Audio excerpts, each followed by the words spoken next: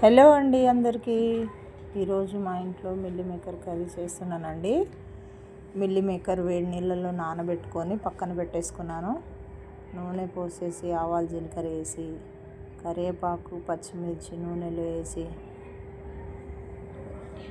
Onion వేసేసాను. Onion వేసి కలిపి అటు ఇటు మంచిగా కలిపేయాలి. గోల్డెన్ బ్రౌన్ కలర్ వచ్చేదాకా వేగనివ్వాలండి. వేగాక అల్లం వెల్లిపాయ పేస్ట్ వేసుకొని పచ్చివాసన పోయేదాకా కలపాలండి.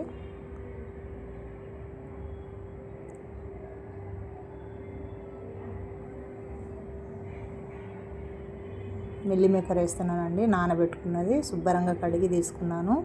3-4 టైమ్స్ కడుక్కోవాలండి స్మెల్ పోయేదాకా. వేసేసాను.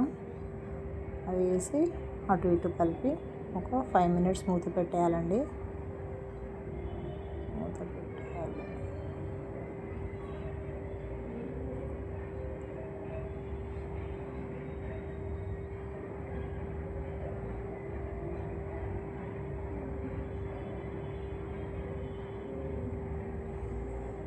అన్నం ఉడుకుతుంది. టమాటో వేసుకున్నానండి. మిల్లీ మేకర్ వేగాయి మంచిగా. టమాటో వేసాక దాంట్లో కొద్దిగా ఉప్పు,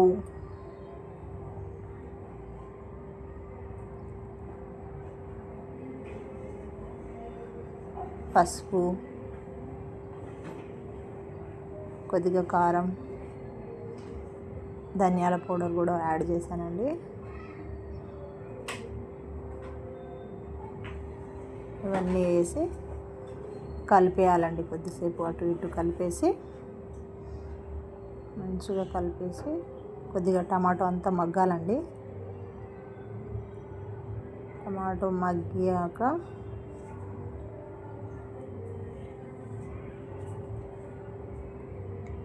ఒక 2 మినిట్స్ మూత పెట్టేయాలండి. ఇప్పుడు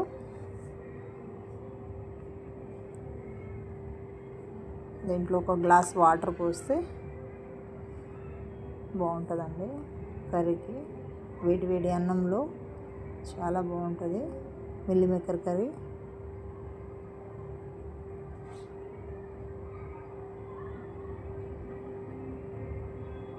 కర్రీ అయ్యిందండి.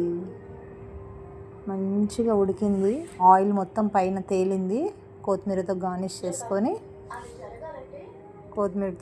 చేసుకొని తీసేసాను. Thank you. చాలా బాగుందండి. వేడి వేడి అన్నంతో తినాలి.